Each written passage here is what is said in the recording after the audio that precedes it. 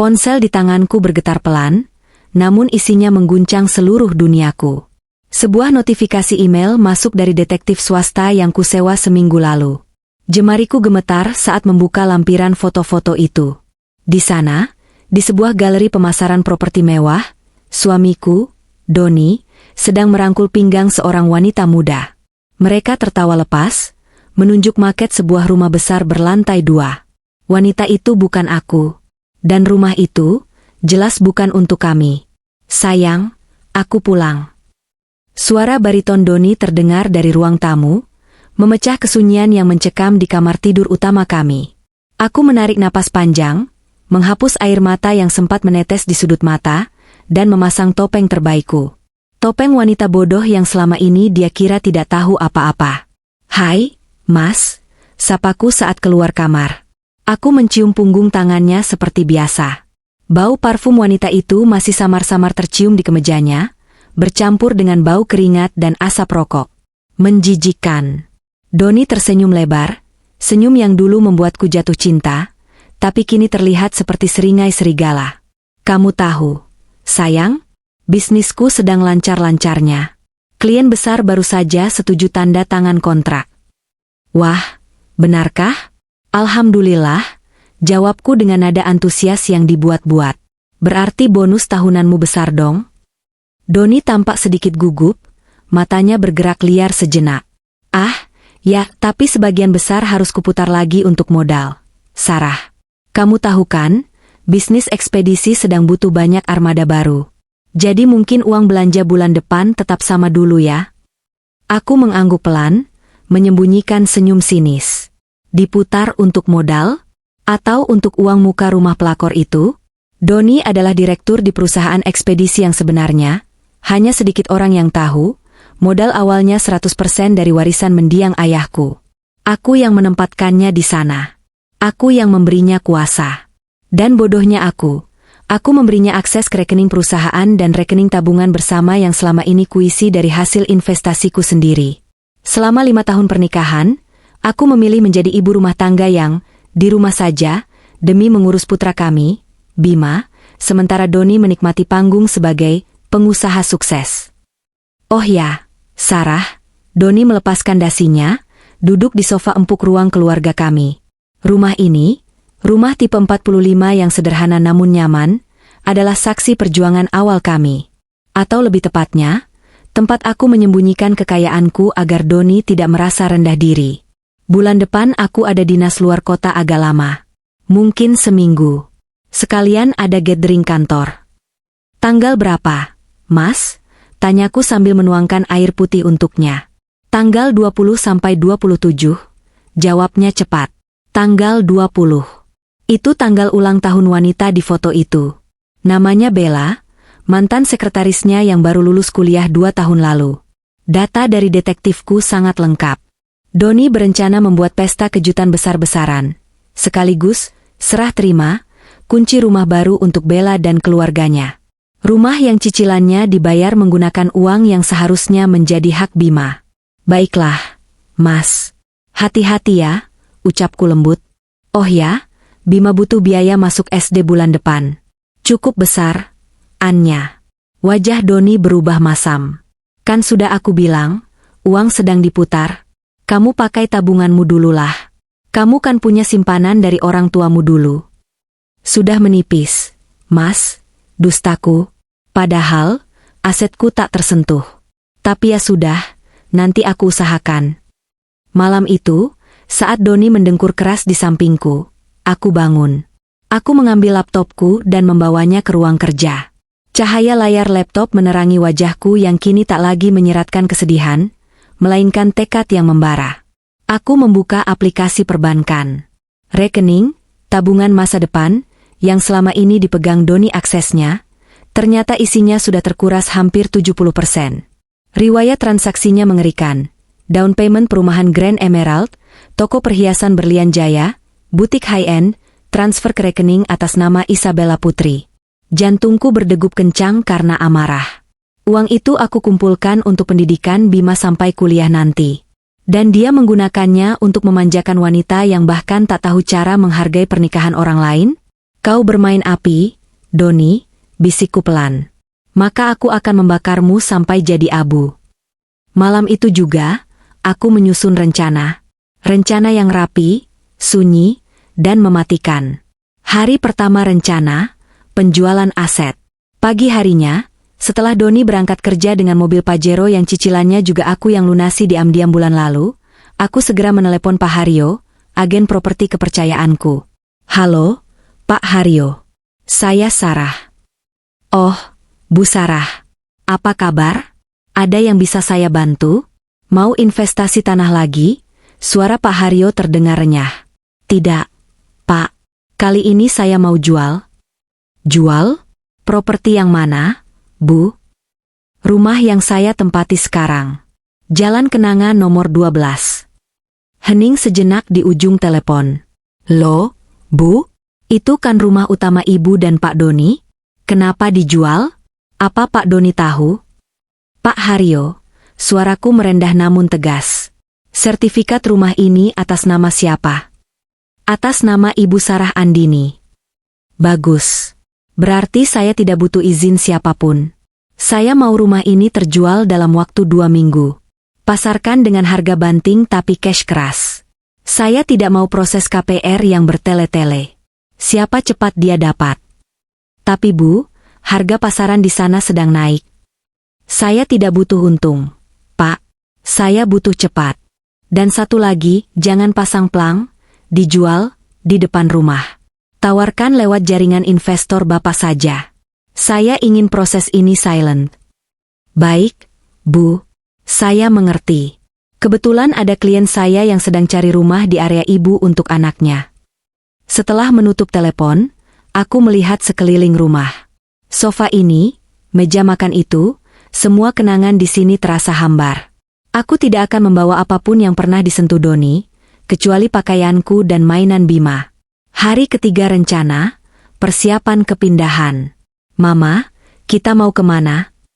Bima, putraku yang berusia 6 tahun, menatap bingung saat melihatku mulai memilah mainannya ke dalam kotak kardus. Aku berlutut, mensejajarkan tinggiku dengannya. Bima sayang, kita akan pindah ke rumah baru. Rumah yang lebih besar, ada kolam renangnya, dan ada taman buat Bima main bola. Mata Bima berbinar. Wah, ada kolam renang? Papa ikut. Pertanyaan polos itu menusuk hatiku. Aku tersenyum getir. Papa sedang sibuk kerja, sayang. Nanti Papa menyusul kalau pekerjaannya sudah selesai. Tapi untuk sementara, cuma kita berdua. Bima mau kan jagain Mama?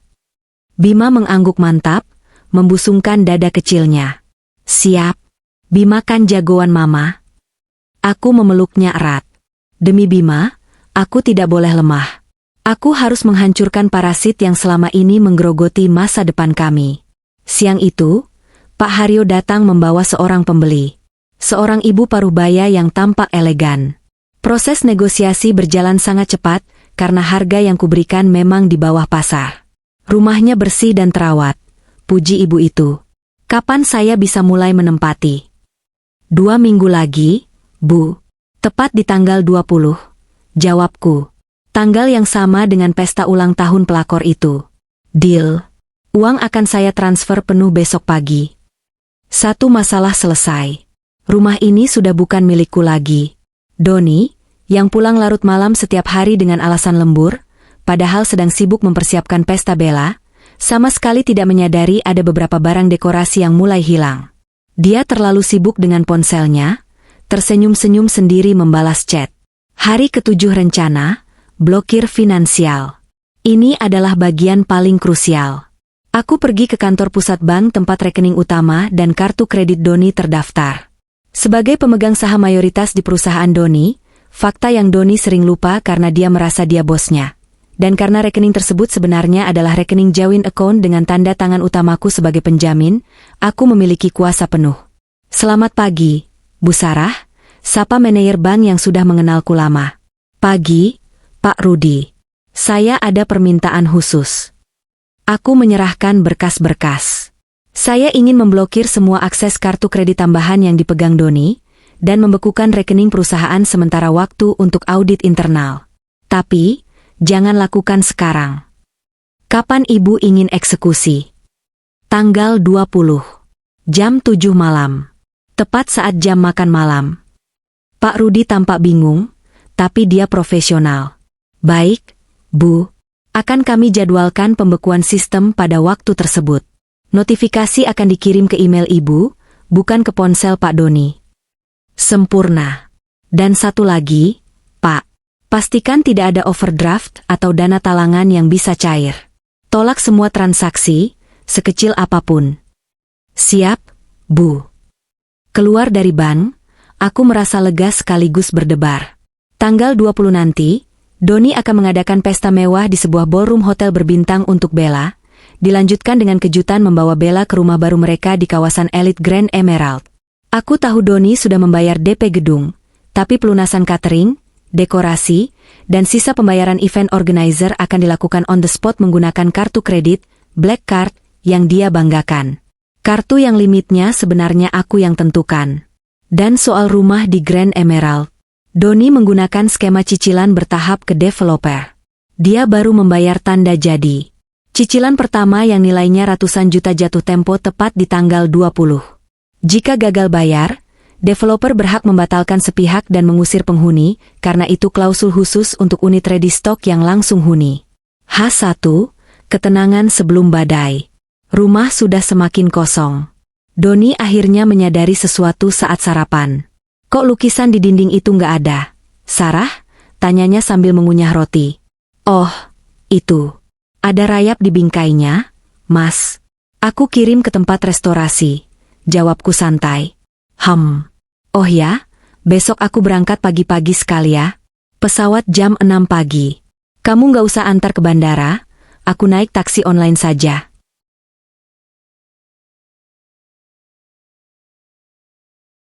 Bohong. Dia tidak ke bandara. Dia akan ke salon, fitting jas, dan menjemput Bella serta keluarganya yang diboyong dari kampung untuk melihat kesuksesan calon mantu mereka. Iya, Mas. Hati-hati ya. Jangan lupa kabari kalau sudah sampai. Doni mencium keningku sekilas. Ciuman perpisahan tanpa dia sadari.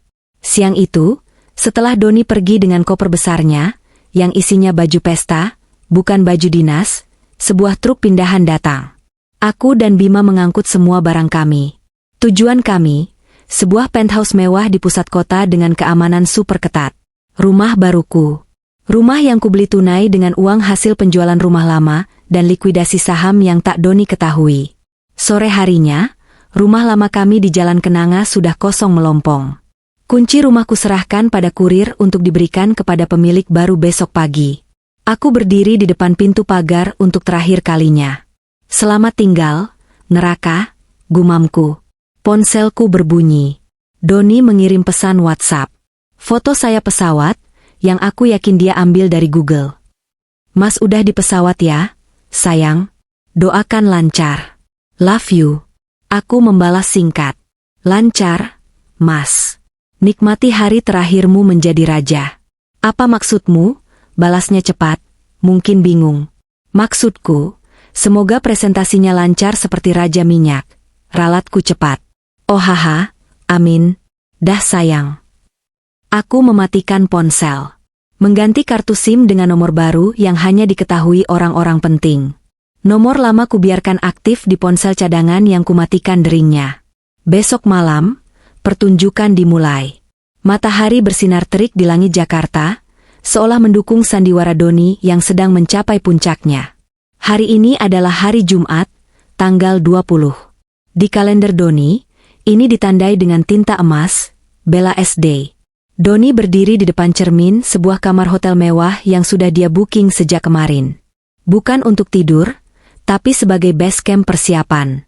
Ia merapikan jas Armani yang baru dibelinya minggu lalu. Tentu saja menggunakan kartu kredit yang tagihannya ia pikir akan dibayar otomatis dari rekening bersama kami akhir bulan nanti. Mas Doni, gagah banget sih calon mantu ibu. Seru suara cempreng dari arah pintu. Itu Bu Ratmi, ibunya Bella. Wanita parubaya yang dandanannya selalu berlebihan dengan emas imitasi bergelantungan di leher dan lengannya. Di belakangnya, Pak Karjo, ayah Bella, tersenyum lebar sambil menghisap rokok lembab menyan, meski sudah dilarang merokok di kamar ber-AC itu. "Ah, ibu bisa saja," jawab Doni sambil membusungkan dada, merasa seperti raja.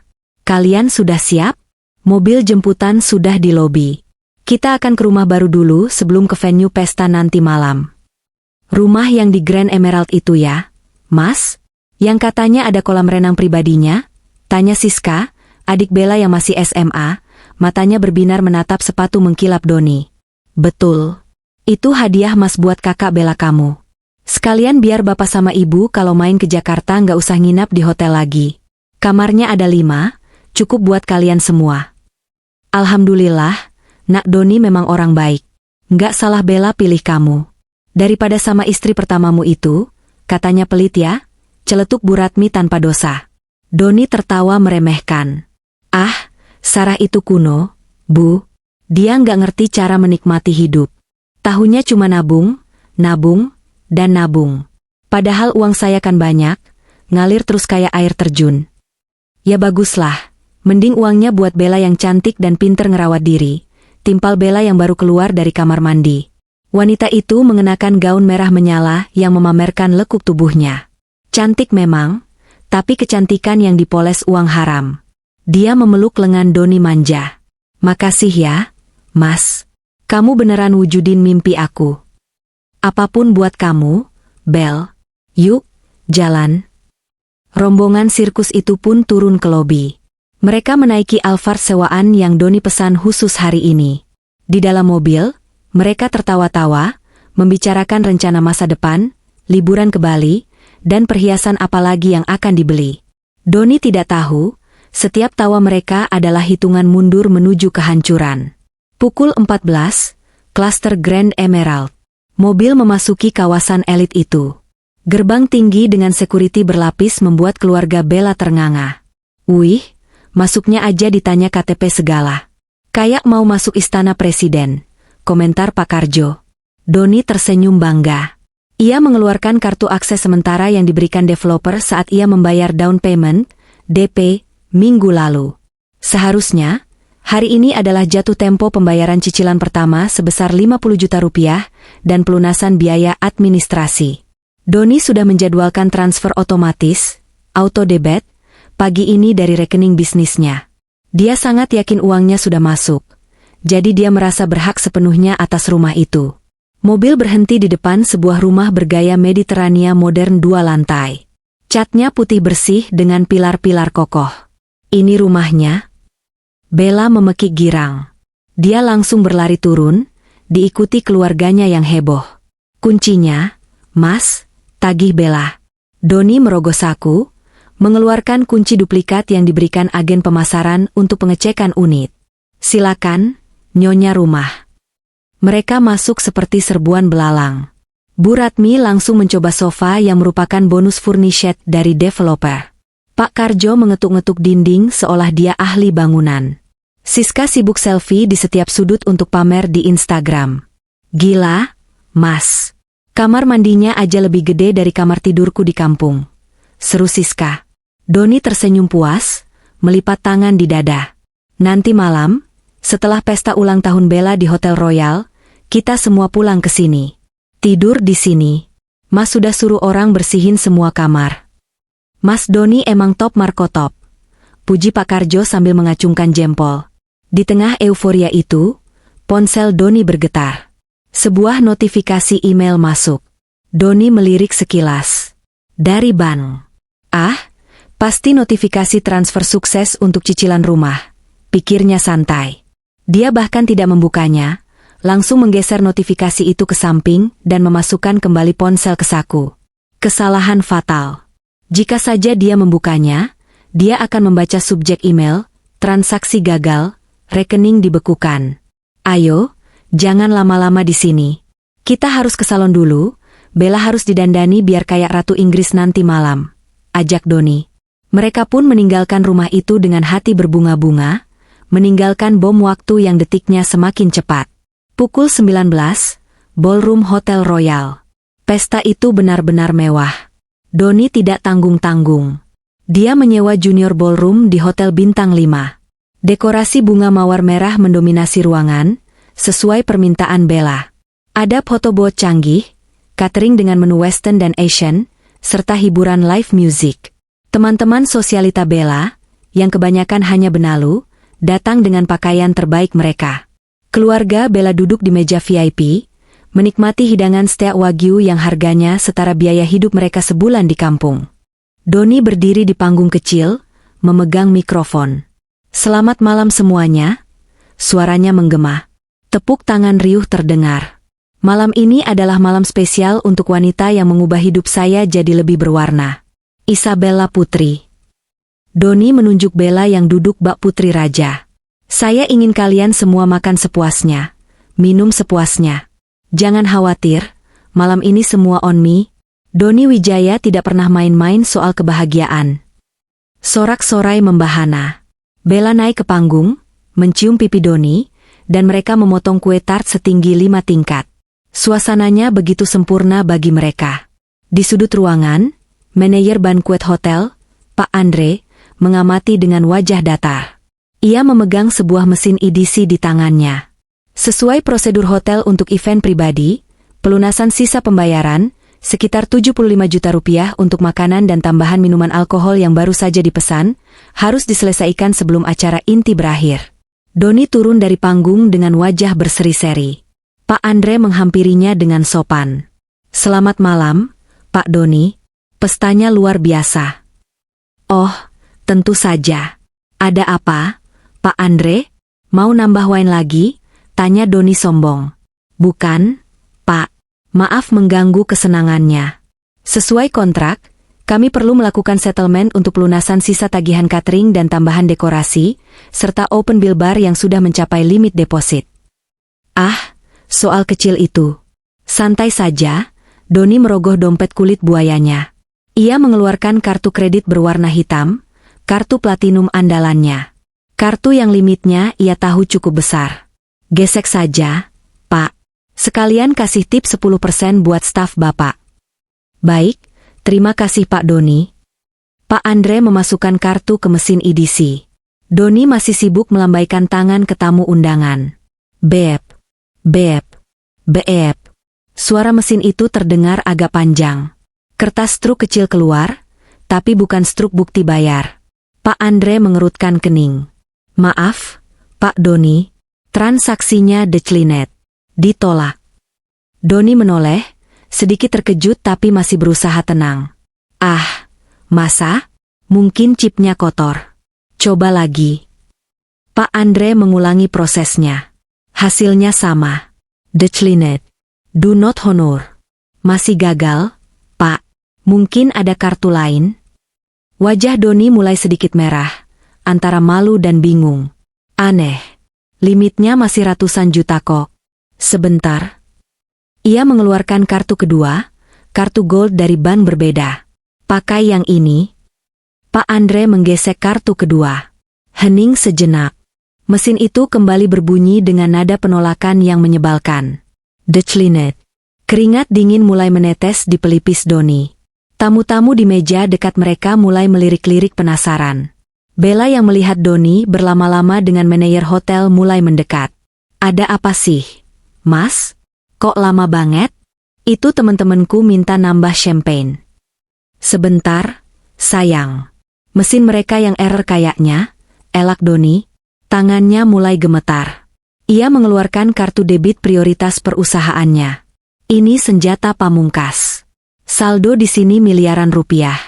Tidak mungkin gagal. Pakai ini. Langsung debit saja.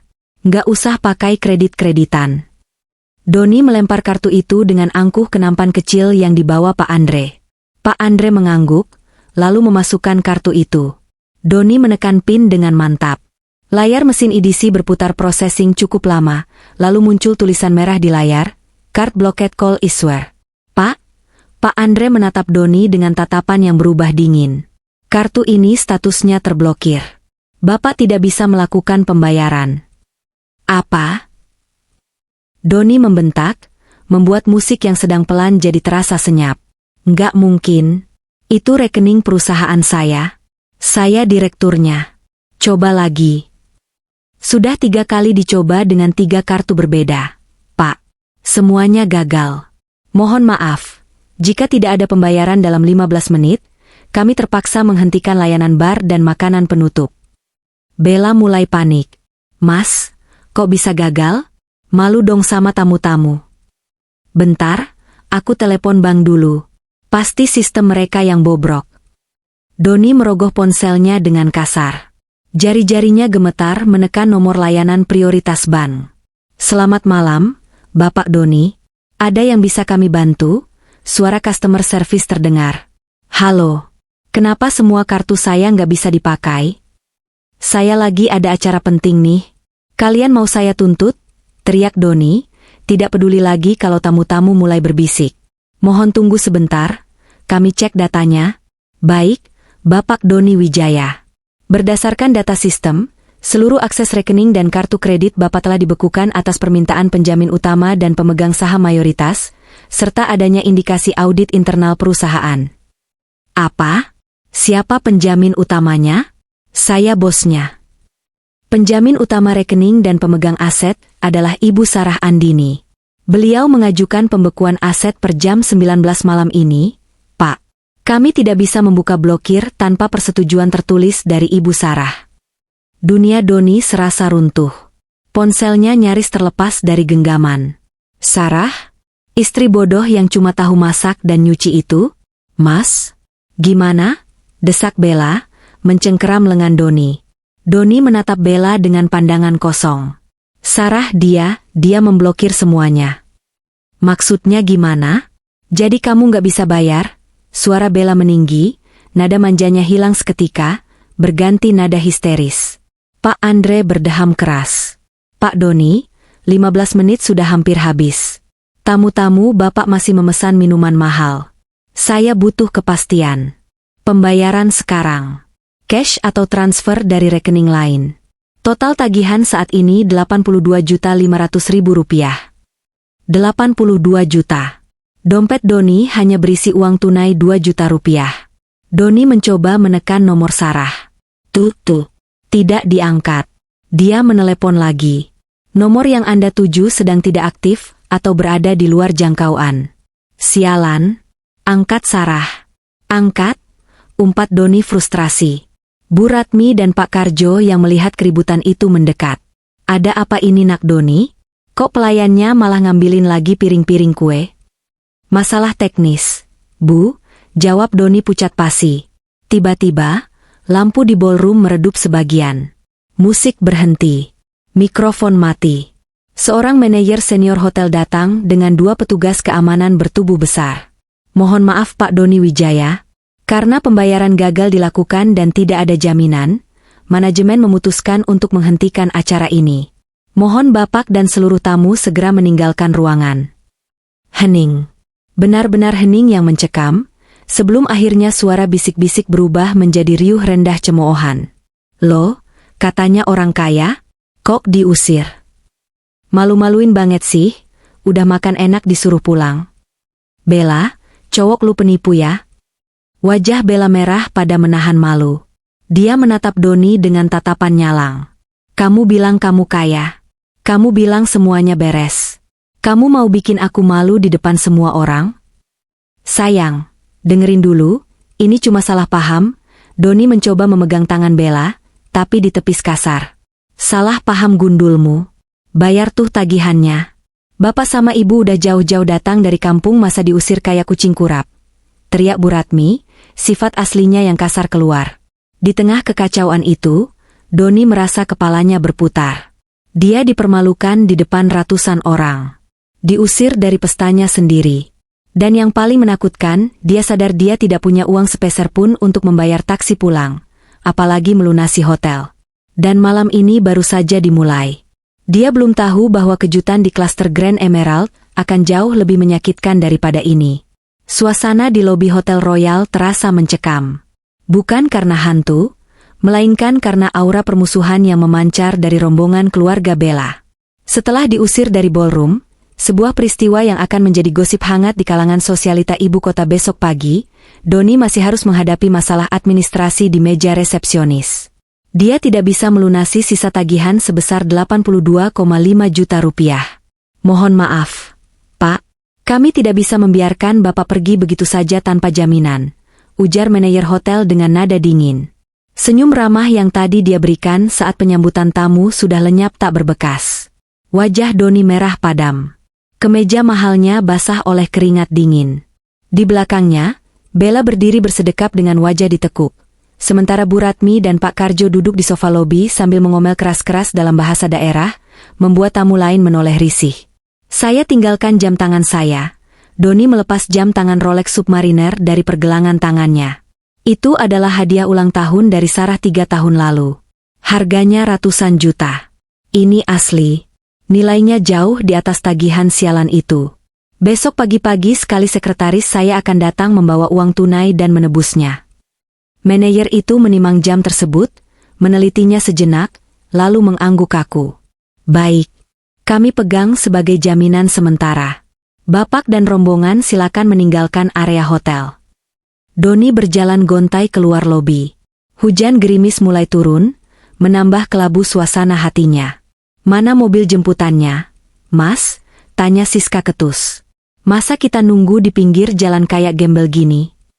Doni menggigit bibir. Mobil Alphard sewaan itu sudah pulang karena batas waktu sewanya habis pukul 9 malam tadi, dan Doni tidak bisa memperpanjang karena kartu kreditnya mati. Kita naik taksi online saja. Lebih cepat, dalih Doni. Dia merogoh saku, mengeluarkan ponselnya. Sialnya, aplikasi taksi online-nya terhubung dengan kartu kredit yang sudah diblokir Sarah. Dia mencoba memesan, tapi notifikasi payment failed muncul berulang kali. Aduh, sinyalnya jelek banget sih di sini. Doni berpura-pura marah pada ponselnya. Dia menoleh pada Pak Karjo. Pak, ada uang tunai sedikit? Dompet saya ketinggalan di jas yang satu lagi. Nanti sampai rumah saya ganti 2 kali lipat. Pak Karjo mendengus kasar. Katanya orang kaya, bos besar, masa pesan taksi aja minjem duit mertua. Meski begitu, lelaki tua itu mengeluarkan beberapa lembar uang ratusan ribu yang lusuh dari saku celananya. Nih, awas kalau nggak diganti. Harga diri Doni hancur lebur. Dia memesan 2 taksi online dengan metode pembayaran tunai. Tenang saja, Bel, bisik Doni saat mereka masuk ke dalam taksi. Dia mencoba merangkul bahu Bella yang kaku. Ini cuma masalah teknis perbankan. Biasa, fraud detection system bank kadang lebay kalau ada transaksi besar malam-malam. Besok pagi pasti beres. Yang penting sekarang kita ke rumah baru kita di Grand Emerald. Kita tidur nyenyak di sana. Bella menatap keluar jendela, melihat rintik hujan. Awas aja kalau sampai rumah itu juga bermasalah. Mas, aku capek. Malu. Nggak mungkin bermasalah. Sayang, kuncinya kan sudah di tanganku. Doni menepuk saku celananya, merasakan logam dingin kunci rumah itu. Keyakinannya kembali sedikit tumbuh. Setidaknya, mereka punya tempat berteduh yang mewah. Pukul 23.30, gerbang klaster Grand Emerald. Perjalanan memakan waktu hampir 1 jam karena macet. Hujan turun semakin deras saat 2 taksi itu berhenti di depan gerbang megah perumahan Grand Emerald. Security berseragam safari lengkap dengan pentungan mendekat ke kaca mobil. Malam, Pak. Tujuannya kemana? Doni menurunkan kaca jendela dengan percaya diri. Cluster Diamond, Blok A nomor 8. Saya pemilik baru. Doni Wijaya. Dia menyodorkan kartu akses sementara yang tadi siang ia pakai. Security itu mengambil kartu tersebut, membawanya ke pos jaga untuk dipindai. Doni menunggu dengan senyum tipis. Dia sudah membayangkan akan berendam air hangat di batu marmer rumah itu, untuk melupakan kejadian di hotel. Namun, 1 menit berlalu. 2 menit. Security itu tak kunjung membuka gerbang. Justru, 2 security lain keluar dari pos, wajah mereka tampak serius. Salah satu security, yang badannya paling besar, mendatangi taksi Doni lagi. Mohon maaf, Pak Doni, akses Bapak ditolak oleh sistem. Hah? Apa maksudmu ditolak? Doni melotot. Tadi siang saya baru dari sini. Saya pemiliknya. Benar, Pak. Tapi ada catatan di sistem manajemen kami yang baru masuk sore tadi. Security itu menunjukkan layar tablet yang dibawanya. Di sana tertulis dengan huruf merah menyala. Status, Void Cancellation. Filed Initial Installment Breach of Contract Action. Deni Access. Pembayaran cicilan pertama dan biaya administrasi Bapak gagal terdebet hari ini. Sesuai klausul perjanjian untuk unit ready stock, jika pembayaran pertama gagal pada tanggal jatuh tempo, maka booking fee hangus dan hak huni dicabut seketika. Unit ini sudah dikunci kembali oleh sistem pusat. Darah Doni berdesir hebat. Kepalanya pening. Nggak mungkin. Uangnya ada. Rekening saya cuma sedang diaudit. Itu urusan Bapak dengan bank. Tugas kami hanya melarang Bapak masuk. Kunci manual yang Bapak pegang juga sudah tidak akan berfungsi karena kami sudah mengganti silinder kuncinya sore tadi secara remote. Sistem smart door yang dinonaktifkan. Saya mau masuk. Barang-barang calon istri saya mungkin ada yang tertinggal di sana. Doni mencoba membuka pintu taksi, hendak mengamuk. Tapi Bella menahannya. Mas, jangan bikin malu lagi. Di taksi belakang, Bu Ratmi sudah turun dan menerobos hujan sambil memayungi kepalanya dengan tas tangan. Ada apa lagi ini? Kok enggak masuk-masuk? Hujan nih? Teriak Bu Ratmi. Bu, kita nggak bisa masuk. Bella berkata dengan suara bergetar menahan tangis. Rumahnya batal dibeli karena Mas Doni nggak bayar cicilan. Apa? Suara Bu Ratmi membelah malam, mengalahkan suara petir. Nggak bayar? Katanya lunas? Katanya kaya? Bukan nggak bayar, Bu. Ada kesalahan sistem. Doni membela diri, tapi suaranya terdengar lemah bahkan di telinganya sendiri. Pak, mohon putar balik. Jangan bikin keributan di sini atau kami panggil polisi. Ancam security itu tegas. Sopir taksi online yang membawa Doni mulai kesal. Pak, ini argonya jalan terus. Jadi mau kemana?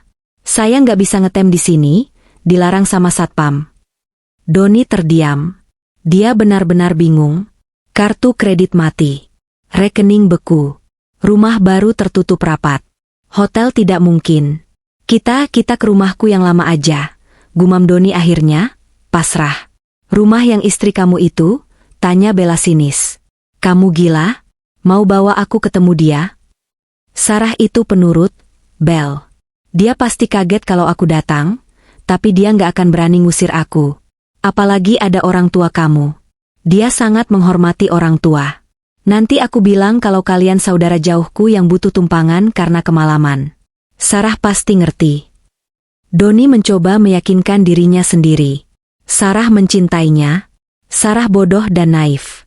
Sarah pasti akan membukakan pintu, membuatkan teh hangat, dan Doni bisa meminjam uang atau kartu kredit Sarah untuk sementara sampai dia membereskan masalah kantornya.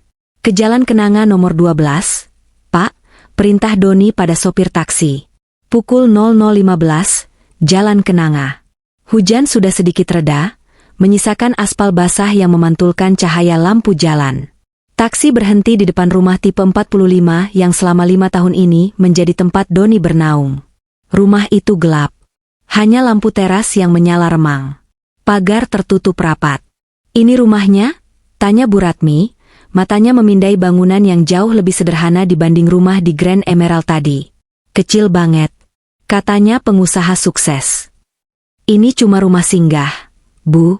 Investasi awal, dusta Doni sambil membayar taksi dengan sisa uang pinjaman Pak Karjo.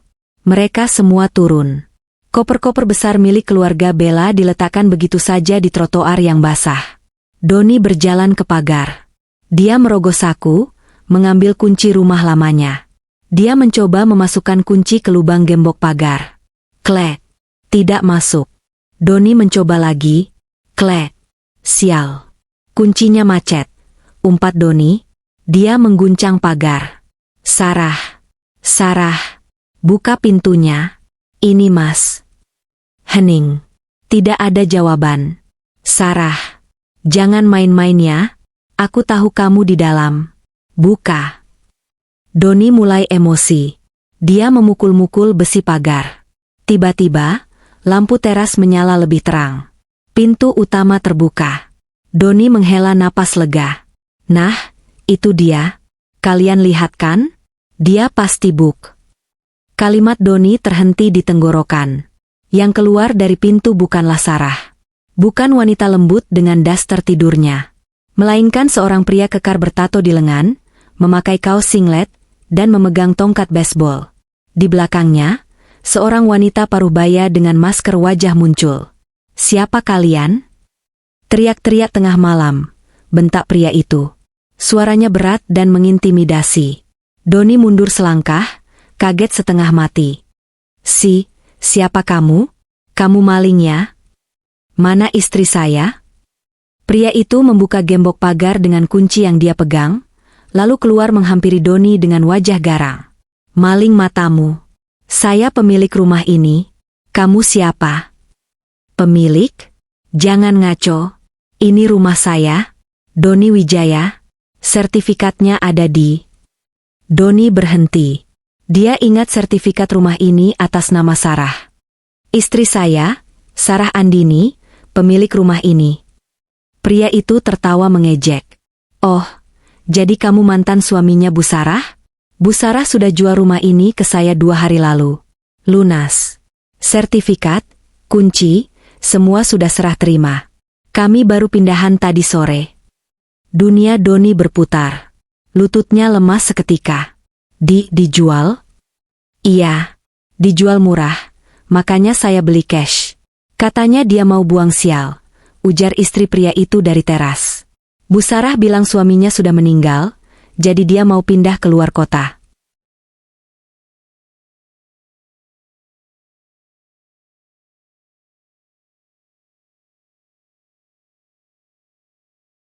"Meninggal?"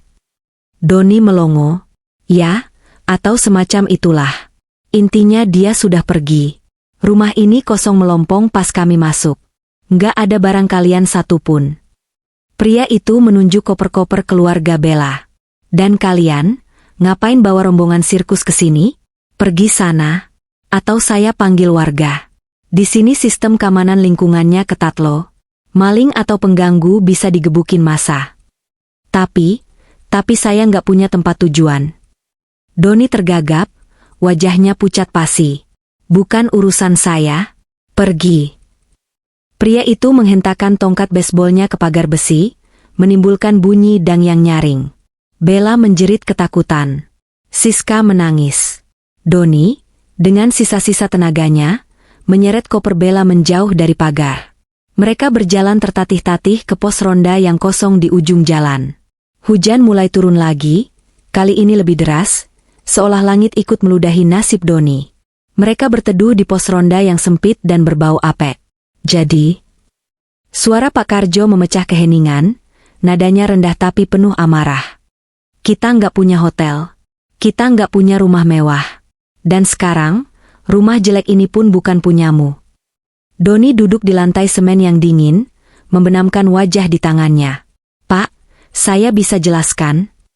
"Jelaskan apa lagi, Mas?" teriak Bella. Make up tebalnya luntur terkena air hujan, membuat wajahnya terlihat mengerikan. Gaun merah mahalnya kotor terkena cipratan lumpur. "Kamu bohongin aku. Kamu bilang kamu kaya. Kamu bilang istrimu bodoh. Ternyata dia yang nendang kamu keluar." "Sarah." Doni bergumam, menyebut nama itu dengan campuran rasa benci dan rindu yang aneh. Dia mengeluarkan ponselnya yang basah. Baterainya tinggal 5%. Dia mencoba menelepon Sarah lagi. Tut. Nyambung. "Halo?" Suara Sarah terdengar jernih, tenang, dan dingin. Sarah, kamu di mana?" "Kamu apa-apain aku, hah?" teriak Doni histeris. "Kenapa rumah dijual? Kenapa rekening diblokir? Aku luntang-lantung di jalanan sama orang lain nih." Di seberang sana, terdengar suara denting gelas dan musik jazz yang pelan. Suasana yang sangat nyaman. "Oh, halo Mas Doni," jawab Sarah santai. "Maaf ya baru angkat. Aku lagi menikmati wine di balkon apartemen baruku. Pemandangan kota malam ini indah sekali loh, Mas. Sayang sekali kamu malah di jalanan." "Apartemen? Di mana kamu?" "Jemput aku sekarang. Aku suamimu." Mantan, Mas. Segera, koreksi Sarah. Dan soal rumah, bukannya kamu mau tinggal di Grand Emerald sama Bella? Kok malah cari gubuk derita kita yang dulu? Oh iya, aku lupa. Kamu kan belinya pakai uangku. Ya jelas nggak bisa masuk dong kalau kerannya aku tutup. Sarah, tolong. Bima butuh ayahnya. Doni mencoba menggunakan kartu asnya. Sarah tertawa. Tawa yang kering dan tajam. Jangan sebut nama anakku dengan mulut kotormu itu. Bima tidur nyenyak di kamar ber-AC, dipeluk ibunya yang waras. Kamu, nikmati saja tidur sama, keluarga baru, kamu itu di pos ronda. Oh ya, besok jangan datang ke kantor ya. Surat pemecatanmu sudah ditandatangani Dewan Komisaris tadi sore. Security kantor sudah pegang fotomu dengan instruksi, dilarang masuk. Kau. Selamat menikmati karma, Mas Doni. Selamat malam. Klik. Sambungan terputus. Ponsel Doni mati total karena kehabisan baterai. Doni menatap layar hitam itu dengan tatapan kosong. Dia menoleh ke sekelilingnya. Bu Ratmi sedang memaki-maki nasib. Pak Karjo merokok dengan wajah masam. Siska menangis minta pulang. Dan Bella. Bella menatapnya dengan tatapan jijik, seolah Doni adalah sampah yang baru saja diinjaknya. Di tengah malam yang dingin, di pos ronda yang sempit, Doni akhirnya sadar. Dia tidak hanya jatuh miskin. Dia sudah jatuh ke dasar jurang, dan tidak ada tangga untuk naik kembali. Fajar menyingsing di ufuk timur, membawa cahaya matahari yang biasanya memberikan harapan. Namun bagi Doni, cahaya itu justru menelanjangi betapa menyedihkannya keadaannya saat ini. Di dalam pos ronda berukuran 2x3 meter itu, aroma minyak angin bercampur bau keringat dan apek menguar tajam. Bu Ratmi tidur mendengkur dalam posisi duduk dengan mulut terbuka, sementara Pak Karjo meringkuk di lantai beralaskan koran bekas. Bella dan Siska tidur saling bersandar dengan wajah sembab sisa tangisan semalam. Doni tidak bisa tidur sedetik pun. Matanya merah, kantung matanya hitam tebal. Jas Armani yang kemarin ia banggakan kini kusut masai, kotor di bagian punggung, dan berbau lembab karena terkena hujan. Aduh, badanku sakit semua, keluh Bella saat terbangun. Dia meregangkan tubuh, lalu tersentak kaget saat sadar dia bukan di kasur empuk hotel atau rumah mewah, melainkan di pos ronda berlantai semen. Mas Doni. Bella mengguncang bahu Doni yang melamun. Bangun, kita mau gimana sekarang? Aku lapar, belum makan dari semalam gara-gara diusir. Doni menoleh pelan. Sabar, Bel. Pagi ini aku akan ke kantor. Aku akan luruskan semuanya. Pasti ada kesalahan administrasi. Begitu aku sampai kantor, aku akan minta bagian keuangan cairkan kas bon darurat. Bener ya? Tanya Bu Ratmi yang tiba-tiba terbangun, matanya langsung awas mendengar kata, uang. Awas kalau bohong lagi. Ibu sudah pegal-pegal nih tidur kayak gelandangan. Iya, Bu. Percaya sama saya. Saya ini direktur utama. Siapa yang berani lawan saya di kantor? Doni mencoba mengembalikan kepercayaan dirinya, meski hatinya ciut. Dia merogoh saku, menghitung sisa uang receh kembalian taksi semalam. Masih cukup untuk naik ojek online ke kantor, dan membelikan mereka sarapan nasi uduk bungkus di pinggir jalan. Kalian tunggu di sini. Atau cari masjid terdekat buat mandi. Nanti siang aku jemput pakai mobil kantor. Janji Doni. Dengan langkah gontai namun dipaksakan tegap, Doni berjalan meninggalkan keluarga Bella yang menatapnya dengan pandangan penuh selidik. Pukul 8, gedung perkantoran Wijaya Logistik. Gedung kaca berlantai 8 itu terlihat megah. Tulisan, Wijaya Logistik, terpampang besar di lobi. Dulu, Doni selalu merasa gedung ini adalah miliknya, kerajaannya. Dia lupa bahwa nama, Wijaya, diambil dari nama kakek Sarah, bukan nama keluarganya. Doni merapikan kerah kemejanya yang kotor. Dia mencoba menyisir rambutnya dengan jari. Dia berjalan menuju pintu putar otomatis. Biasanya, security akan langsung membukakan pintu sambil membungkuk hormat. Selamat pagi, Pak Bos.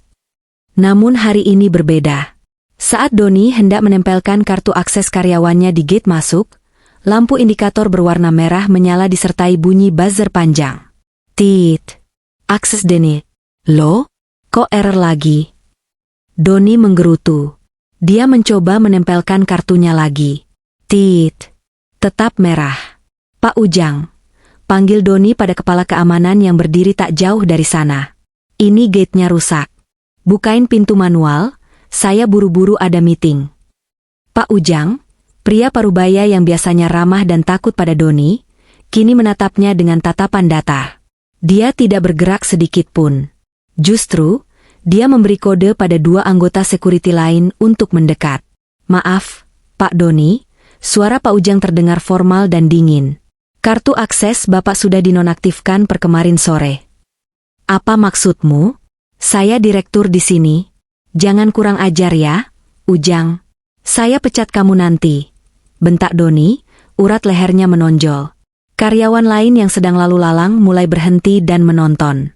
Bapak sudah tidak punya wewenang memecat siapapun. Jawab Pak Ujang tenang. Dia mengambil sebuah amplop coklat besar dari meja resepsionis dan menyerahkannya pada Doni. Ini surat keputusan, SK, pemberhentian Bapak. Ditandatangani langsung oleh Ibu Sarah Andini selaku komisaris utama dan pemilik saham mayoritas. Tangan Doni gemetar saat menerima amplop itu. Dia merobeknya kasar. Matanya memindai isi surat dengan cepat. Memutuskan untuk memberhentikan saudara Doni Irawan secara tidak hormat dari jabatan direktur utama, atas dugaan penyalahgunaan dana perusahaan, penggelapan, untuk kepentingan pribadi yang ditemukan dalam audit internal, wajib mengembalikan aset perusahaan berupa mobil, laptop, dan telepon genggam inventaris. Ini fitnah. Sarah nggak bisa lakukan ini, teriak Doni. Dia mencoba menerobos gate. Minggir. Saya mau naik ke ruangan saya. Dua security bertubuh kekar langsung menahan lengan Doni. Lepaskan. Saya panggil polisi kalian. Silakan panggil polisi, Pak, sahut suara wanita dari arah belakang. Doni menoleh. Itu Bu Ratna, kepala HRD. Wanita tegas berkacamata itu menatap Doni dengan tatapan iba bercampur jijik. Justru kami yang sedang menyiapkan laporan ke polisi atas temuan audit keuangan, Pak Doni. Penggunaan dana operasional untuk DP rumah di Grand Emerald dan pembayaran vendor pesta di Hotel Royal itu semua tercatat jelas. Jika Bapak membuat keributan di sini, kami tidak segan-segan mempercepat proses penjemputan oleh pihak berwajib. Doni terdiam kaku. Kakinya lemas. Ancaman penjara terbayang di depan mata. Barang-barang pribadi Bapak di ruangan sudah kami kemas. Lanjut Bu Ratna. Dia menunjuk sebuah kotak kardus bekas mie instan yang tergeletak di lantai lobi, di dekat tempat sampah. Hanya itu yang milik pribadi Bapak. Sisanya aset kantor. Doni menatap kardus itu. Isinya hanya bingkai foto, fotonya sendiri, muk kopi, dan beberapa pasang sepatu futsal. Sisanya, laptop canggih, tablet, dokumen penting, sudah disita. Sekarang, mohon tinggalkan gedung ini, Pak. Kehadiran Bapak mengganggu kenyamanan kerja karyawan, ujar Pak Ujang tegas. Doni memandang sekeliling. Karyawan-karyawan yang dulu menjilatnya, kini berbisik-bisik sambil menutupi mulut. Ada yang memotretnya diam-diam. Tatapan mereka menyiratkan satu hal, syukurin. Dengan harga diri yang sudah tidak bersisa, Doni memungut kardus bekas itu. Dia berjalan keluar gedung, diiringi tatapan sinis ratusan orang. Matahari pagi terasa membakar kulitnya. Dia dipecat. Dia benar-benar dipecat. Pukul 11, sebuah warung Tegal, warteg, dekat pos ronda. Bella, Bu Ratmi, Pak Karjo, dan Siska sedang makan dengan lahap di sebuah warteg pinggir jalan. Mereka menggunakan sisa uang receh terakhir yang ada di dompet Pak Karjo. Lama banget sih si Doni, gerutu Bu Ratmi sambil mengunyah tempe goreng. Katanya mau jemput pakai mobil kantor. Panas nih. Dari kejauhan, sosok pria berjalan kaki dengan langkah terseok-seok terlihat mendekat. Kemejanya basah oleh keringat ketiak, rambutnya acak-acakan, dan dia memeluk sebuah kardus mie instan. Itu Doni. Bella menyipitkan mata. Itu Mas Doni? Kok jalan kaki? Mana mobilnya? Doni masuk ke dalam warteg, meletakkan kardus di meja dengan bunyi buk yang lemah. Dia langsung menyambar gelas es teh manis sisa Siska, dan meneguknya sampai habis. Mas, kamu kenapa sih? Kayak orang gila? Seru Bella. Mana jemputannya? Kita mau ke hotel atau ke rumah kontrakan sementara? Aku nggak mau balik ke pos ronda ya. Doni menatap Bella. Wajah cantik itu kini terlihat menuntut, tanpa ada sedikit pun rasa kasihan. Bel? Suara Doni parau. Aku dipecat. Hening. Suara denting sendok di piring terhenti. Apa? Tanya Bu Ratmi tajam. Sarah, dia memecatku. Dia pemilik saham mayoritas. Aku lupa kalau perusahaan itu warisan bapaknya. Semua aset disita. Rekeningku diblokir permanen karena dianggap korupsi uang kantor. Doni menunduk dalam-dalam. Aku nggak punya apa-apa lagi sekarang. Nol. Bahkan minus karena aku terancam dilaporkan ke polisi. Bella berdiri perlahan. Wajahnya berubah dingin, sedingin es. Jadi, rumah mewah batal? Doni mengangguk. Pesta ulang tahun batal? Doni mengangguk. Uang belanja bulanan 20 juta yang kamu janjiin. Doni menggeleng lemah. Aku nggak punya uang, Bel. Tapi kita bisa mulai dari awal. Aku masih punya ijazah, aku punya pengalaman. Kita bisa ngontrak petakan dulu, aku cari kerja, kamu bantu jualan online atau apa. Plah, sebuah tamparan keras mendarat di pipi kanan Doni. Panas dan perih. Bella menatapnya dengan nyalang. Mulai dari nol? Ngontrak petakan? Kamu pikir aku mau hidup susah? Aku mau sama kamu karena kamu kaya. Karena kamu janjiin aku kemewahan. Kalau tahu kamu bakal jadi gelandangan begini, mending aku sama Mas Yanto juragan sapi di kampung. Bella? Doni memegang pipinya, tak percaya. Aku berkorban semuanya buat kamu. Aku tinggalin Sarah dan Bima demi kamu. Itu kebodohanmu, potong Bu Ratmi sadis. Laki-laki kok bego. Udah punya istri kayak malah selingkuh. Selingkuhnya nggak pakai otak.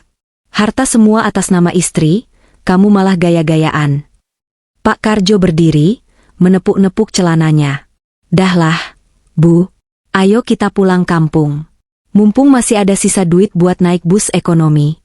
Nggak guna kita di sini. Tunggu, kalian mau ninggalin aku? Doni panik.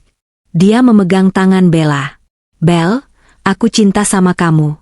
Jangan tinggalin aku pas aku susah. Bella menghempaskan tangan Doni kasar. Cinta nggak bisa dimakan. Mas, minggir. Kamu bau.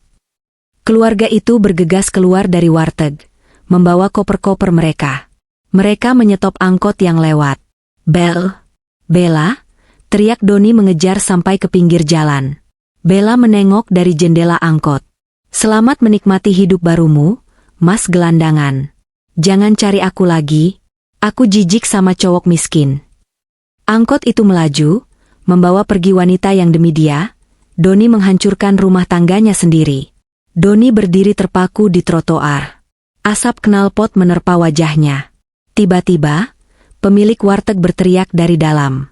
Woi, Mas, itu bayar dulu makanannya. Tadi rombonganmu bilang kamu yang bayar. Doni menoleh dengan tatapan kosong. Saya nggak punya uang, Bu. Apa? Makan segitu banyak nggak punya uang? Pemilik warteg, seorang ibu-ibu bertubuh subur dengan memegang centong nasi, keluar dengan marah. Sini HPMU. Buat jaminan. Doni menyerahkan ponsel mahalnya, iPhone keluaran terbaru, dengan pasrah. Ponsel itu satu-satunya barang berharga yang tersisa, dan kini pun harus lepas hanya untuk membayar nasi rames. Pergi sana. Dasar gembel necis, usir pemilik warteg setelah merampas ponsel Doni. Doni berjalan tanpa tujuan. Kakinya membawanya menyusuri trotoar panas Jakarta.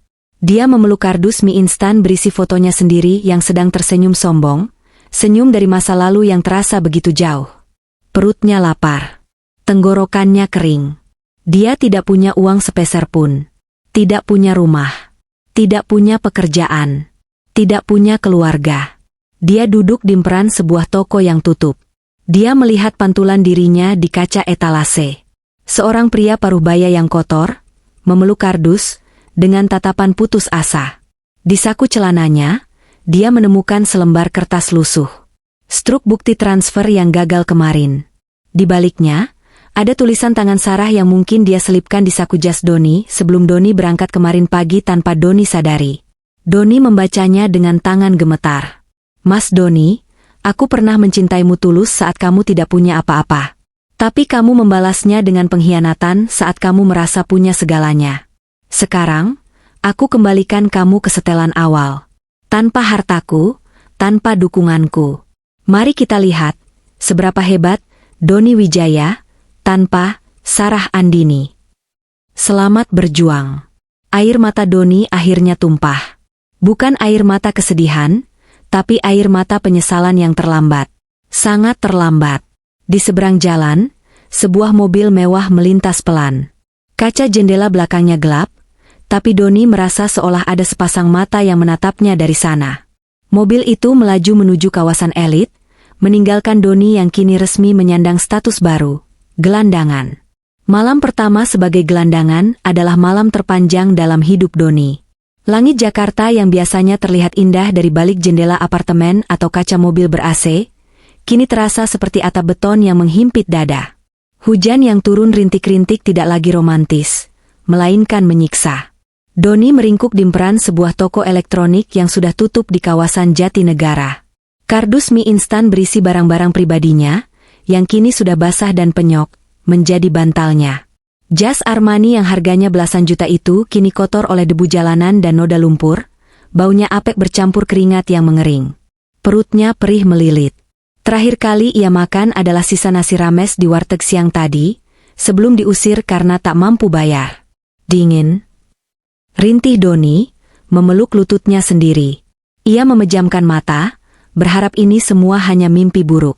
Berharap saat ia membuka mata, ia akan berada di kamar tidurnya yang nyaman, dengan Sarah yang membawakannya kopi pagi. Wei, bangun, jangan tidur di sini. Sebuah siraman air comberan menyentak Doni dari tidurnya. Ia terlonjak kaget, megap-megap.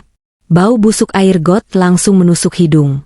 Seorang satpam toko berdiri di depannya dengan ember kosong. Pergi sana, bikin kotor teras aja. Ini toko mahal, bukan tempat penampungan gembel. Saya bukan gembel, Pak. Doni mencoba membela diri dengan suara parau, menggigil kedinginan. Saya Doni Wijaya, saya pengusaha. Pengusaha gundulmu. Satpam itu menendang kardus milik Doni, hingga isinya berhamburan ke trotoar. Foto Doni yang sedang tersenyum sombong di dalam bingkai kaca terlempar dan pecah berkeping-keping. Lihat tuh tampangmu. Lebih kucel dari kain pel. Pergi atau saya panggil terantip. Dengan harga diri yang sudah diinjak-injak, Doni memungut sisa barangnya. Pecahan kaca bingkai fotonya menggores jarinya hingga berdarah, tapi rasa sakit di hatinya jauh lebih perih. Ia berjalan tertatih-tatih meninggalkan toko itu, menyusuri trotoar gelap tanpa tujuan. Hari ketiga di jalanan. 3 hari telah berlalu. Doni sudah tidak lagi terlihat seperti manusia. Kemejanya yang dulu putih bersih kini berwarna abu-abu kecoklatan. Sepatu pantofel kulitnya sudah ia jual di pasar loak seharga Rp50.000, hanya untuk membeli nasi bungkus dan air mineral. Kini ia bertelanjang kaki, telapak kakinya melepuh dan luka-luka karena menginjak aspal panas dan kerikil tajam. Rasa lapar telah mengubah Doni. Rasa malu yang dulu ia junjung tinggi, kini perlahan terkikis oleh insting bertahan hidup. Siang itu, di dekat sebuah tempat pembuangan sampah sementara, Doni melihat seekor kucing sedang mengais sisa nasi kotak yang dibuang orang. Di sebelahnya, ada separuh ayam goreng yang masih terlihat utuh meski sudah dingin dan sedikit kotor. Air liur Doni menetes. Jangan Doni, kamu direktur. Kamu punya selera tinggi, bisik sisi warasnya. Makan, atau kamu mati, teriak perutnya. Dengan tangan gemetar, Doni mengusir kucing itu. Ia mengambil sisa ayam goreng itu, membersihkan debunya sedikit, lalu memakannya dengan lahap. Air matanya menetes mencampuri rasa asin ayam itu. Enak? Sebuah suara mengejutkannya. Doni menoleh. Seorang pemulung tua dengan karung di punggungnya berdiri menatapnya. Kalau masih lapar, di tong sampah sana biasanya ada sisa roti dari minimarket yang kadaluarsa, kata pemulung itu datar. Doni terdiam, masih mengunyah ayam sisa itu. Dulu, ia akan memandang jijik pada orang seperti ini.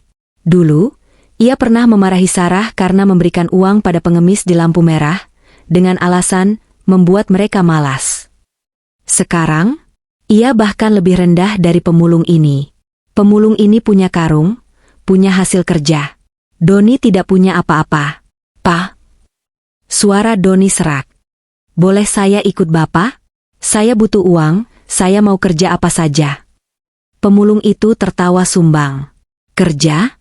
Badanmu kayak orang kantoran, kulitmu halus. Kuat ngangkut kardus? Kuat ngorek sampah? Pulang sana ke rumah istrimu, minta maaf." Saya nggak punya istri lagi, isak Doni. "Ya sudah. Nikmati saja nasibmu. Jalanan ini kejam, Mas. Siapa kuat dia hidup." Pemulung itu berlalu, meninggalkan Doni sendirian lagi. Hari kelima, sebuah harapan semu. Di tengah keputusasaan, ingatan Doni melayang pada Bima. Anaknya. Bima sekolah di SD Internasional Pelita Harapan, salah satu sekolah termahal di Jakarta Selatan. Biaya masuknya saja puluhan juta. Uang yang dulu Doni anggap remeh, tapi ternyata uang Sarah lah yang membayarnya. "Bima, aku harus ketemu Bima. Kalau Sarah lihat aku begini, dia pasti kasihan. Setidaknya demi Bima," gumam Doni.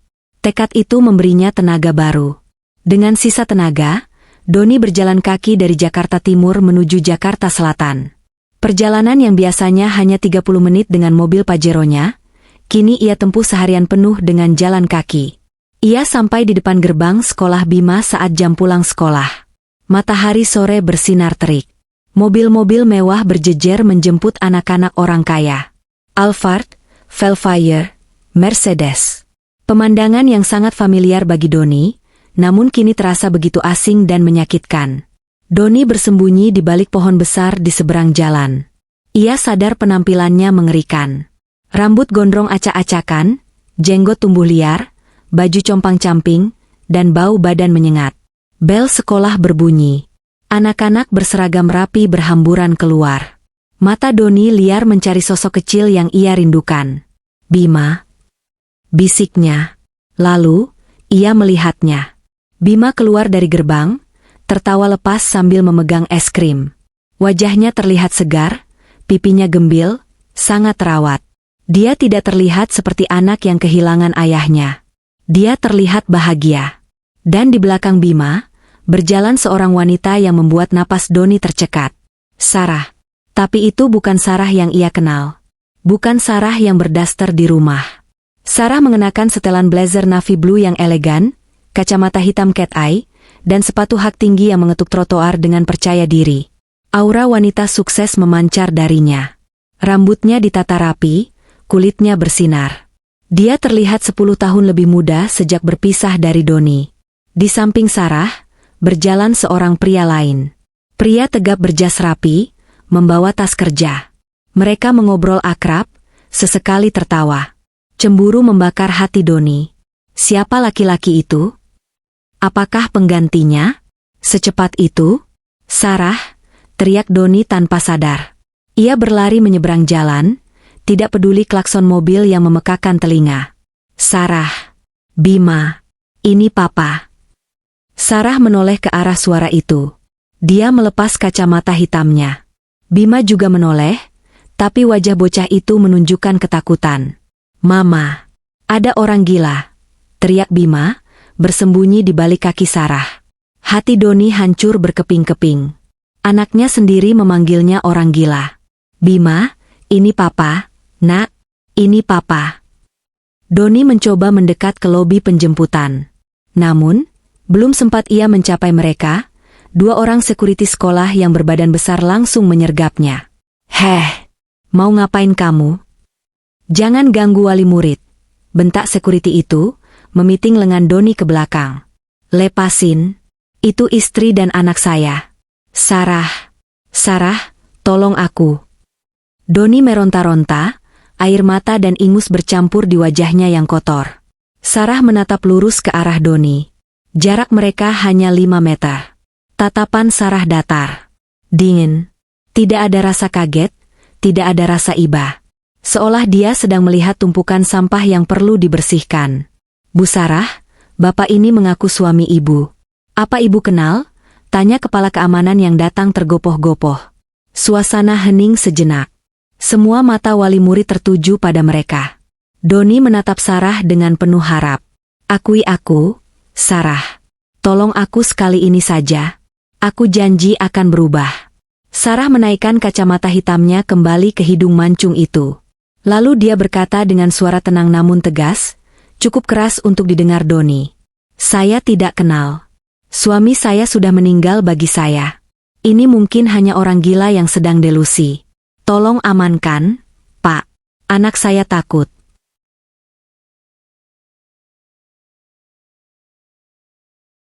Jlier.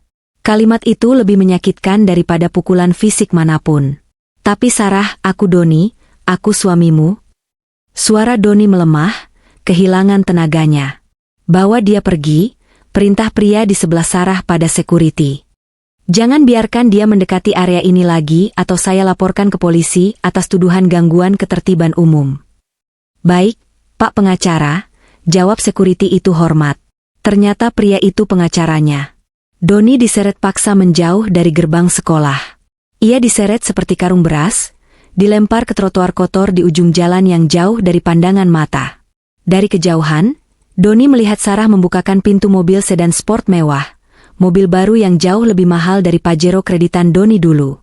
Bima masuk, lalu Sarah masuk. Mobil itu melaju mulus, meninggalkan asap tipis yang segera hilang terbawa angin. Doni tergeletak di aspal panas. Tubuhnya sakit semua, tapi hatinya sudah mati rasa. Tidak kenal? Gumamnya berulang-ulang. Dia bilang dia tidak kenal?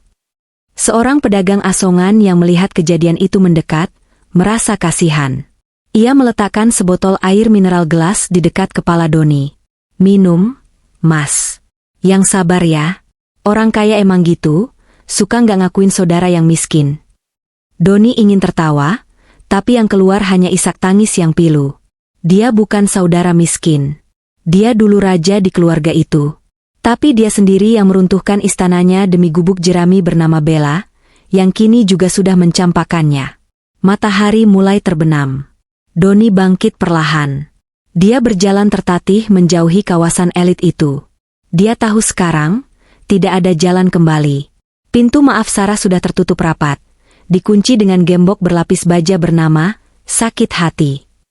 Kini, satu-satunya tujuan Doni adalah bertahan hidup untuk 1 hari lagi. Tanpa harapan. Tanpa masa depan. Saat ia berjalan melewati sebuah toko elektronik yang memajang televisi di etalase, ia melihat berita sore. Wajah Sarah muncul di layar kaca. Reporter, Ibu Sarah Andini, selaku CEO baru Wijaya Logistik yang baru saja melakukan rebranding besar-besaran, sukses membawa perusahaan meraih profit tertinggi kuartal ini setelah membersihkan jajaran direksi yang korup. Apa rahasianya, Bu? Di layar, Sarah tersenyum cantik, senyum yang dulu hanya milik Doni. Rahasianya sederhana, jawab Sarah di TV. Buanglah benalu yang menghambat pertumbuhanmu. Ketika beban parasit hilang, kita bisa terbang lebih tinggi. Doni menatap layar itu dengan nanar. Parasit, benalu. Itulah dia sekarang. Dia membalikkan badan, berjalan menuju kegelapan malam Jakarta yang siap menelannya bulat-bulat. 6 bulan. Waktu yang cukup bagi seorang bayi untuk belajar duduk. Waktu yang cukup bagi musim kemarau berganti hujan. Dan waktu yang lebih dari cukup untuk mengubah seorang Doni Wijaya, mantan direktur Necis, menjadi makhluk yang nyaris tak dikenali sebagai manusia. Jakarta tidak pernah ramah pada mereka yang kalah. Kota ini seperti mesin penggiling daging. Jika kau jatuh ke dalamnya tanpa pelindung, kau akan dicincang habis. Doni kini tinggal di kolong jembatan layang di daerah Grogol. Rumahnya hanyalah tumpukan kardus bekas kulkas yang ia bagi dengan tikus-tikus got seukuran kucing. Tubuhnya kurus kering, tulang rusuknya menonjol di balik kaos partai lusuh yang ia pungut dari tempat sampah. Kulitnya yang dulu terawat kini hitam terbakar matahari, penuh koreng gigitan nyamuk dan infeksi jamur yang tak kunjung sembuh. Rambutnya panjang menggumpal, menyatu dengan debu dan minyak. Baunya, campuran antara keringat basi, air comberan, dan keputusasaan. Setiap pagi, rutinitasnya bukan lagi membaca koran sambil minum kopi, melainkan berebut botol plastik bekas dengan pemulung lain yang lebih muda dan lebih ganas. "Minggir, tua bangka. Ini wilayah gue," bentak seorang anak jalanan berusia belasan tahun sambil mendorong Doni hingga tersungkur ke aspal. Doni tidak melawan. Tenaganya sudah habis dimakan lapar. Dia hanya memungut satu botol air mineral yang tersisa, meremasnya, dan memasukkannya ke dalam karung goni di punggungnya. Satu botol bernilai Rp50. Dia butuh 100 botol lagi hanya untuk membeli nasi bungkus lauk tempe. "Sabar, Doni, sabar," bisiknya pada diri sendiri. Kalimat itu seperti mantra yang menahannya untuk tidak melompat ke tengah jalan tol yang ramai di atas kepalanya. Malam minggu di pinggiran kota. Malam itu, hujan turun deras. Kolong jembatan banjir. Doni terpaksa mengungsi, berjalan tertatih-tatih mencari tempat berteduh yang kering. Kakinya membawanya ke kawasan ruko tua yang di malam hari berubah fungsi menjadi area hiburan kelas bawah. Lampu neon warna-warni berkedip-genit dari deretan warung remang-remang. Suara musik dangdut koplo terdengar sember dari speaker pecah. Aroma alkohol murah, rokok kretek, dan parfum murahan menyatu di udara. Doni duduk meringkuk di sudut teras sebuah ruko kosong yang gelap, berharap tidak diusir satpam. Dari tempatnya duduk, dia bisa melihat aktivitas di seberang jalan. Wanita-wanita dengan pakaian minim dan dandanan tebal berdiri menjajakan diri, menggoda lelaki hidung belang yang lewat dengan motor butut atau truk pasir. Perut Doni berbunyi keras. Dia menatap nanar ke arah gerobak nasi goreng di ujung jalan. Baunya sangat menggoda. Tiba-tiba, terjadi keributan di depan sebuah warung tenda biru, sekitar 10 meter dari tempat Doni duduk.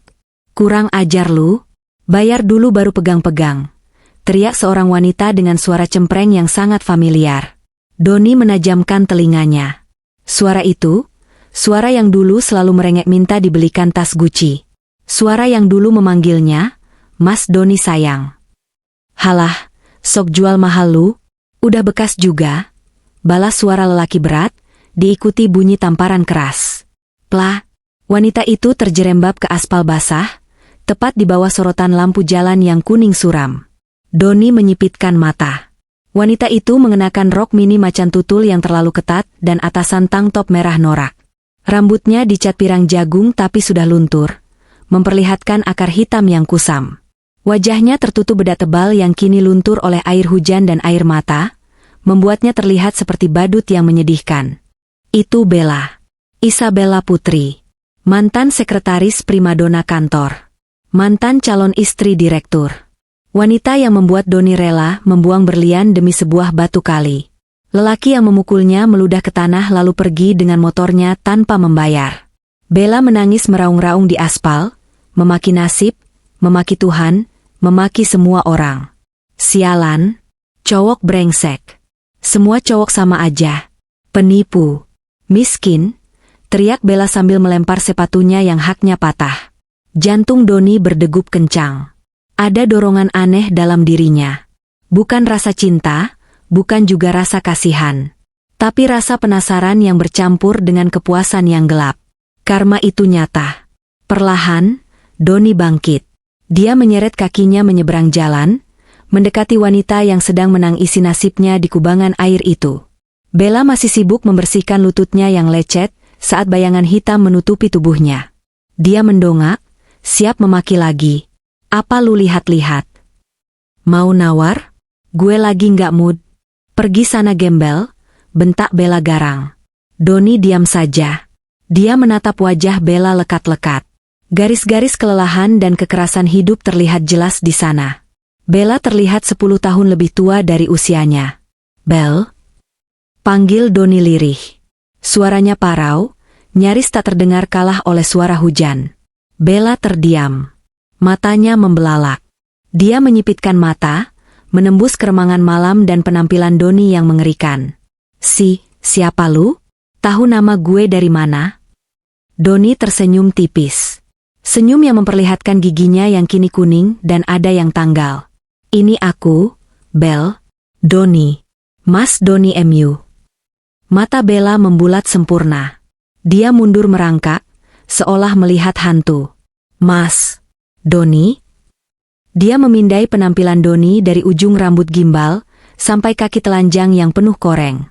Kemeja Armani mahal itu sudah berganti kaos partai bolong. Masya Allah. Desis Bella, bukan karena takjub, tapi karena jijik dan ngeri. Lu jadi gembel beneran? Doni tertawa kecil, tawa yang kering. Dan kamu jadi kupu-kupu malam di pinggir jalan? Mana? Mas Yanto juragan sapi, yang kamu banggakan itu. Pertanyaan itu seperti menyiram bensin ke api. Wajah Bella berubah merah padam karena malu dan marah. Dia bangkit berdiri, meski terpincang-pincang. Diam lu, teriak Bella. Si Yanto itu penipu. Dia ternyata udah punya istri 3. Gue cuma dijadiin simpanan, terus dibuang pas gue minta dinikahin resmi. Gue pulang ke kampung, bapak sama ibu malah ngusir gue karena gue nggak bawa duit. Mereka bilang gue anak nggak tahu diri, bikin malu keluarga. Bella terisak, air matanya membuat maskaranya meleleh hitam di pipi. Gue balik ke Jakarta, mau kerja kantoran lagi nggak ada yang nerima karena nama gue udah jelek. Katanya gue perusak rumah tangga orang. Gue nggak punya pilihan.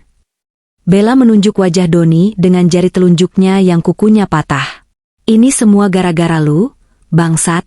Kalau lu nggak sok kaya, kalau lu nggak nipu gue soal harta lu, gue nggak bakal ninggalin kerjaan gue. Gue nggak bakal hancur kayak gini. Doni tertegun. Dia pikir dia akan merasakan kemenangan melihat Bella hancur. Tapi ternyata tidak. Melihat Bella menyalahkannya justru memicu amarah yang selama ini dia pendam. Salahku? Doni maju selangkah, membuat Bella mundur ketakutan karena bau badan Doni yang menyengat. Kamu yang goda aku, Bel? Kamu yang minta rumah. Kamu yang minta pesta. Aku korupsi demi kamu. Aku ceraikan istri yang sempurna demi kamu. Dan pas aku jatuh, kamu lari kayak tikus. Kamu tampar aku di warteg. Ya karena lu bego. Balas Bella tak mau kalah, suaranya melengking memecah malam. Laki-laki kalau selingkuh itu pakai otak. Pastiin hartanya punya lu, bukan punya bini lu. Lu laki-laki paling tolol yang pernah gue kenal. Kata-kata itu menohok ulu hati Doni. Benar. Dia memang tolol. Suasana hening sejenak di antara mereka, hanya terdengar suara hujan dan musik dangdut dari kejauhan. Dua manusia yang dulu saling memuja di atas ranjang hotel bintang 5, kini berdiri berhadapan di pinggir got, saling melempar racun, sama-sama hancur. Gue lapar, Bel, ucap Doni tiba-tiba, harga dirinya sudah hilang. Lu punya duit? Buat makan. Sedikit aja. Bella menatap Doni dengan tatapan tak percaya. Lalu dia tertawa. Tawa yang histeris dan menakutkan. Hahaha. Lu minta duit ke gue? Ke pelacur pinggir jalan yang barusan digebukin pelanggannya? Bella merogoh balik branya, mengeluarkan uang lecek 2.000 rupiah. Dia meludahinya, lalu melemparkannya ke wajah Doni. Nih, ambil. Itu bayaran buat kenangan buruk kita. Jangan pernah muncul di depan muka gue lagi. Gue jijik lihat lu. Lu ngingetin gue sama kebodohan gue sendiri. Kertas uang basah itu menempel di pipi Doni sebelum jatuh ke tanah berlumpur. Bella berbalik badan, memungut sepatu hak tingginya, dan berjalan terpincang-pincang menjauh. Dia kembali berdiri di bawah lampu jalan yang lain, memasang senyum palsu lagi, menunggu truk berikutnya lewat, menunggu kehancuran berikutnya. Doni berdiri mematung. Dia menunduk, menatap uang 2.000 rupiah yang tergeletak di lumpur. Perutnya perih. Perlahan, tangan kotornya terulur. Dia memungut uang itu. Dia membersihkan lumpurnya di baju kaosnya yang dekil. 2.000 rupiah. Cukup untuk membeli 1 tahu goreng. Terima kasih, sayang, bisik Doni pada bayangan punggung Bella yang semakin menjauh. Kalimat itu penuh ironi yang menyayat hati. Doni berjalan ke arah berlawanan, kembali ke kegelapan. Malam ini dia belajar satu hal, tidak ada solidaritas dalam kehancuran. Neraka itu sepi, dan kau harus menanggungnya sendirian. Namun, di kejauhan, sebuah layar videotron raksasa di atas gedung mal kembali menampilkan iklan. Iklan sebuah majalah bisnis dengan sampul wajah Sarah Andini yang anggun dan berwibawa. Judul utamanya, Wanita Inspiratif Tahun Ini, Bangkit dari Pengkhianatan Menuju Kesuksesan Global. Doni berhenti sejenak, menatap layar raksasa itu dari balik gerobak sampah. Cahaya dari layar itu menyinari wajah kotornya. Dia melihat Sarah. Sarah melihat masa depan. Dan Doni sadar, jarak di antara mereka bukan lagi sekadar jarak fisik, tapi jarak antara langit dan kerak bumi. Dia memakan tahu goreng yang baru dibelinya dengan lahap, sambil menangis tanpa suara di bawah hujan Jakarta yang tak kunjung reda. Musim hujan di Jakarta kali ini terasa jauh lebih kejam dari tahun-tahun sebelumnya. Atau mungkin, tubuh Doni saja yang sudah tak lagi mampu menahan dingin. Di sudut terminal bus yang kumuh dan berbau pesing, Doni berbaring beralaskan kardus basah. Tubuhnya yang dulu tegap berisi kini tinggal tulang berbalut kulit. Batuk kering yang sudah menderanya sejak 2 bulan lalu kini semakin parah.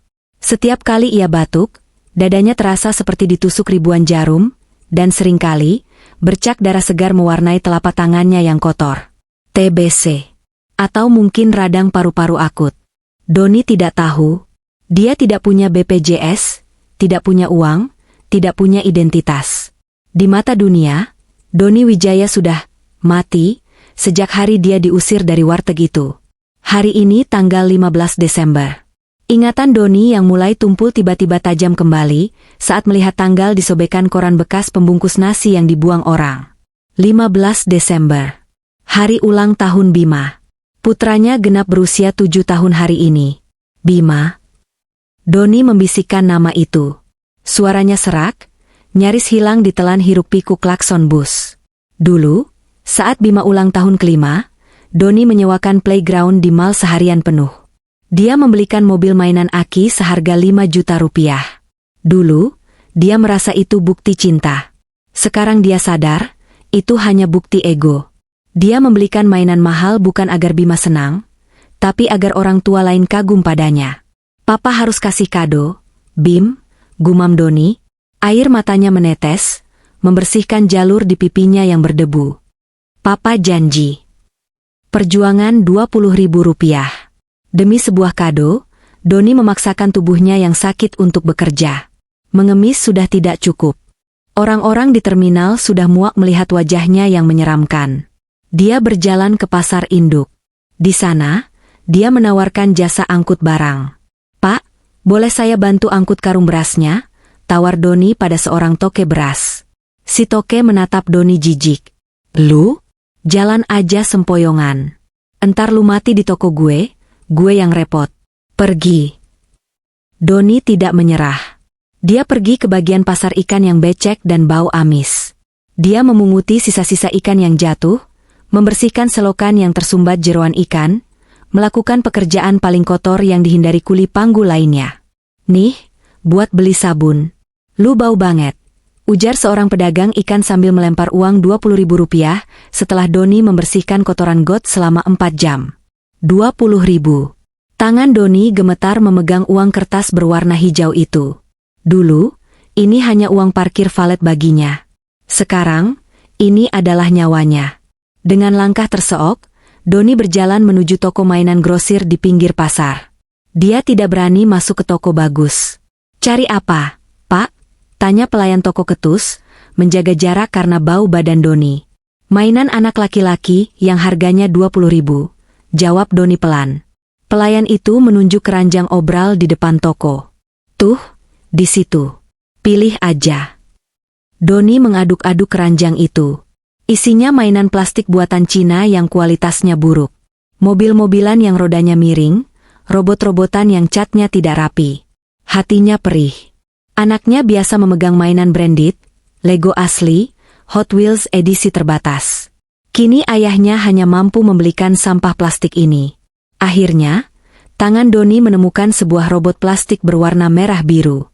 Tingginya hanya sejengkal. Plastiknya tipis. Tapi wajah robot itu tersenyum gagah. Ini saja, kata Doni.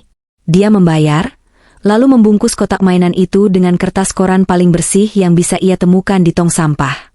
Dia melipatnya dengan hati-hati, berusaha membuatnya terlihat rapi, meski tangannya yang penuh koreng membuatnya sulit. Selamat ulang tahun, jagoan papa, bisiknya pada bungkusan koran itu. Pukul 19, di depan gerbang apartemen mewah. Perjalanan dari pasar ke kawasan apartemen Sarah memakan waktu seharian. Doni berjalan kaki. Kakinya bengkak. Napasnya berbunyi ngik-ngik setiap kali menarik udara. Apartemen The Royal Residence. Tempat Sarah dan Bima tinggal sekarang. Gedung pencakar langit yang menjulang angkuh, dilapisi kaca yang memantulkan lampu kota. Doni bersembunyi di balik semak-semak taman kota di seberang gerbang utama. Dia tahu dia tidak bisa masuk. Security di sana memakai setelan safari rapi dan air patch, jauh lebih galak daripada security perumahan biasa. Hujan mulai turun lagi. Gerimis yang menusuk tulang. Doni mendekap bungkusan kado itu di dalam bajunya, melindunginya agar tidak basah. Biarlah tubuhnya yang hancur diterpa hujan, asal kado Bima tetap kering.